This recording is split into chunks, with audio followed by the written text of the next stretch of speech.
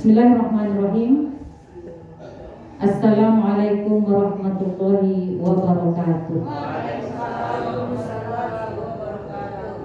Bismillah, walhamdulillah, wassalatu wassalamu ala rasulillah Sayyidina Muhammad ibn Abdillah wa ala alihi wa ashabihi wa mawala. Ashhadu an la ilaha illallah wahdahu la syarika lah wa ashhadu anna Muhammadan abduhu wa rasuluh la nabiyya ba'dah. Ashhadu an la ilaha illallah wahdahu la syarikalah wa ashhadu anna Muhammadan abduhu wa rasuluh la nabiyya ba'dah. Yang saya hormati Bapak Kepala Kantor Kementerian Agama Kota Pangkal Pinang, Bapak Haji Abdul Rahim MH ya, SAGMH. Yang saya hormati Bapak Kasih Bimas Islam, Kasih Penmat ya,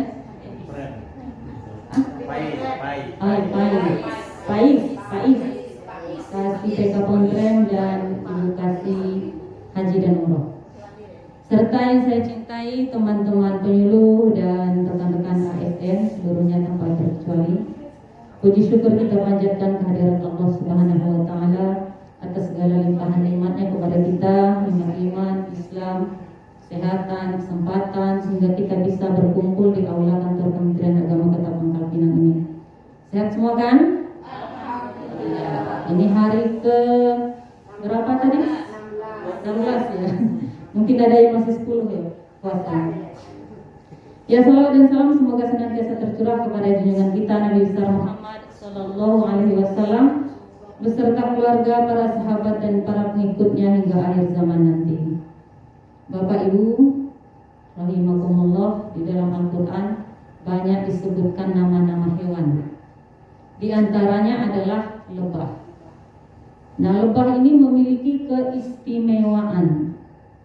Di antaranya lebah diabadikan di dalam Al-Quran yang terdapat dalam surah An-Nahl juz ke-14 surah ke-16. Kemudian lebah juga menerima wahyu langsung dari Allah Subhanahu wa taala. Ini Masya Allah tabarakallah ya. Seekor lebah berjenis serangga kecil tetapi menerima wahyu langsung dari Allah Subhanahu wa taala. Walaupun menurut para mufassirin, sebagian mufassir antaranya Imam Ibnu Katsir, bahwa wahyu yang masuk di sini adalah ilham. Nah, Nabi besar kita Muhammad Sallallahu Alaihi Wasallam sendiri memberikan ungkapan yang begitu menarik tentang lebah ini untuk kita jadikan pelajaran, kita petik hikmahnya. Apa kata beliau melalui sabdanya yang diriwayatkan oleh At-Tirmizi? Inna mathalal mu'min la kamathalin nahar. Sesungguhnya perumpamaan seorang mukmin itu ibarat seekor lebah. Apa yang bisa kita petik dari lebah ini sebagai pelajaran bagi kita untuk kita terapkan dalam kehidupan kita sehari-hari?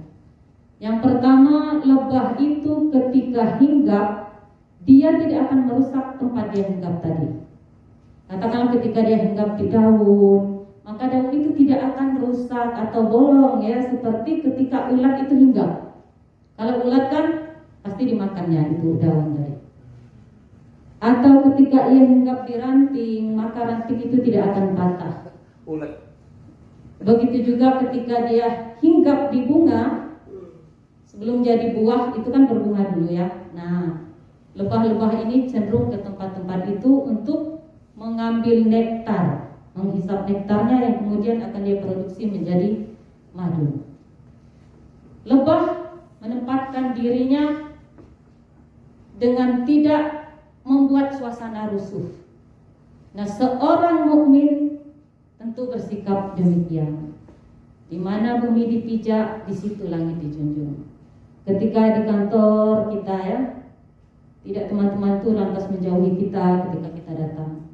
Mereka merasa nyaman berteman dengan kita dan suasana pun menjadi adem. Tidak sebaliknya, ketika kita datang orang-orang menjadi panas misalnya ya, tadinya hujan kok tiba-tiba ruangan ini menjadi panas gara-gara kita datang.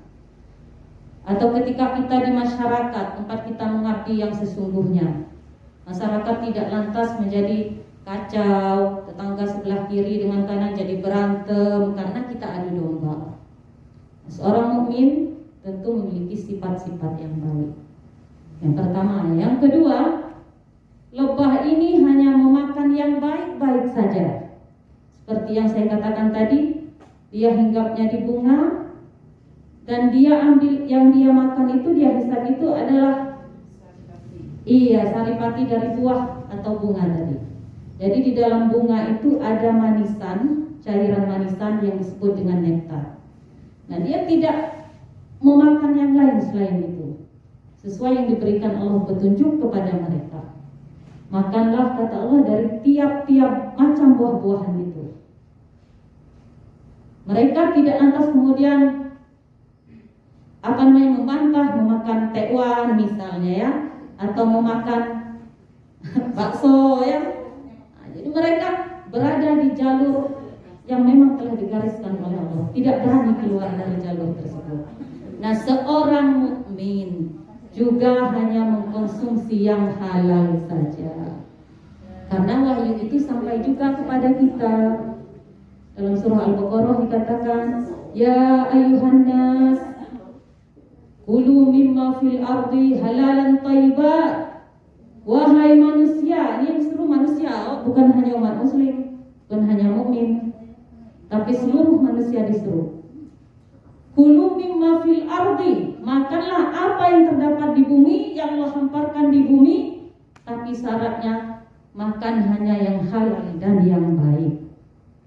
Kenapa harus halal dan baik? Karena ada makanan halal tapi tidak baik. Halal tapi tidak baik. Misalnya roti. Roti ini halal untuk kita makan. Tetapi kalau kita makan itu berakibat tidak baik dengan kesehatan kita karena sudah berjamur misalnya. Dan halal secara fikih itu terbagi dua. Ada dua. Halal zatnya dan halal cara memperolehnya.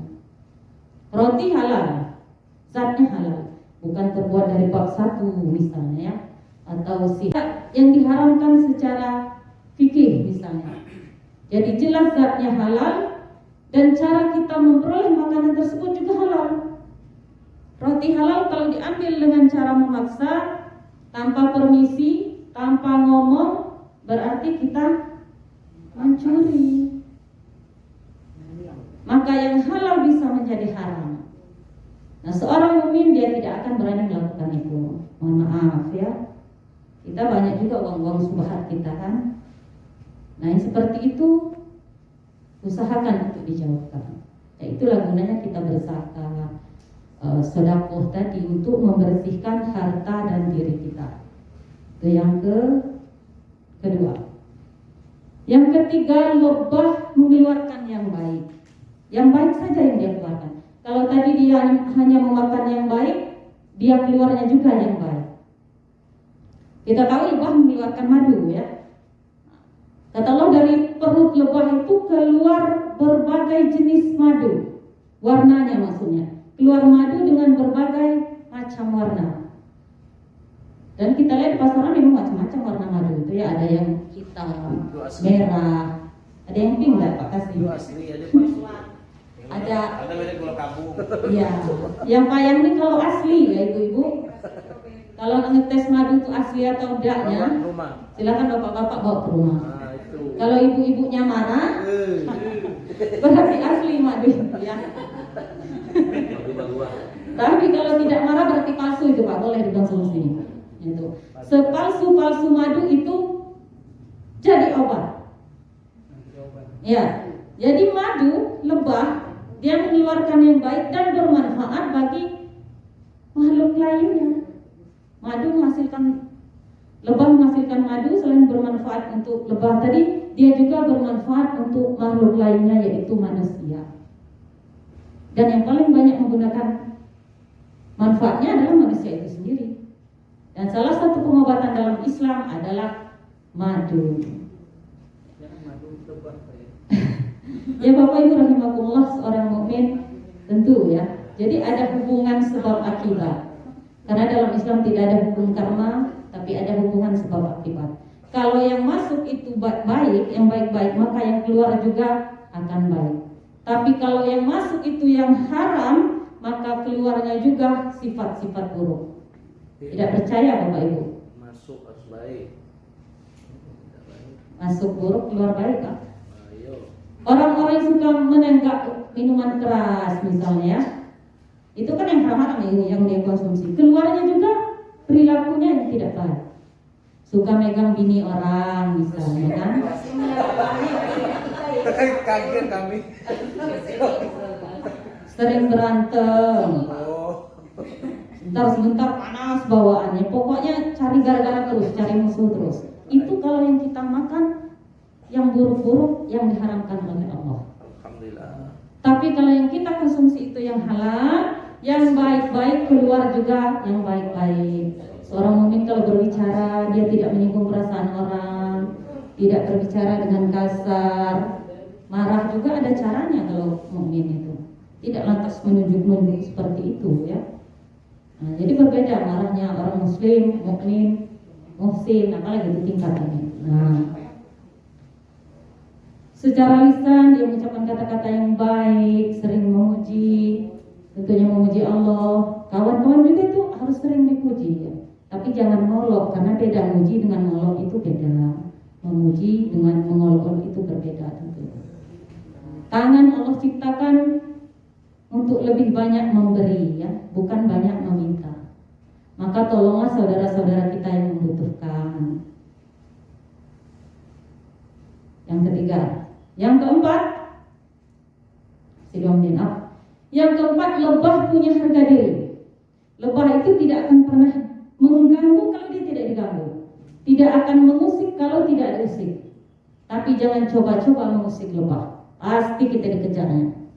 Kalau tidak percaya, misalnya ada sarang lebah di pohon mangga gitu ya, ibu-ibu jolok lah itunya sarangnya tuh, pasti ibu dikejarnya. Nak lari kemanapun kita pasti kita dikejarnya. Nak nyebur ke sungai sekalipun kita masih dikejarnya.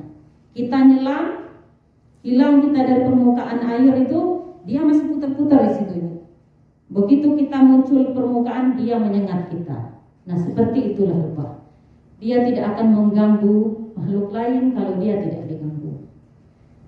Seorang mukmin juga dia tidak akan mengganggu orang lain, tidak akan mencari gara-gara, tidak akan memulai peperangan. Tetapi kalau diperangi, harga diri kita harus ini dong. Tidak mungkin kita diperangi diam saja kan? Kita harus membela. Harga diri, harta itu harus kita bela ibu-ibu. Kalau ada orang mengambilnya secara zalim harus kita bela.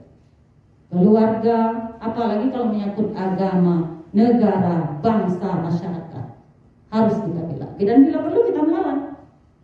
Nah, jadi pada prinsipnya musuh jangan dicari, ketemu musuh jangan lari. 1000 kawan terlalu sedikit, 1 musuh terlalu banyak. Bapak Ibu rahimakumullah, mungkin itu saja yang bisa saya sampaikan. Dan pas waktunya ya, 15 menit. Lebih kurang mohon maaf kalau yang saya sampaikan ini ada yang salah, saya itu asli dari saya sendiri. Tapi kalau yang saya sampaikan ini suatu kebenaran, tentunya semuanya pasti atas campur tangan Allah Subhanahu wa taala. Terima kasih atas perhatiannya, sekali lagi mohon maaf. Wabillahi taufiq wal hidayah.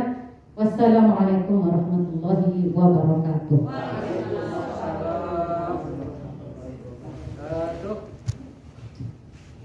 Tidak diterekam.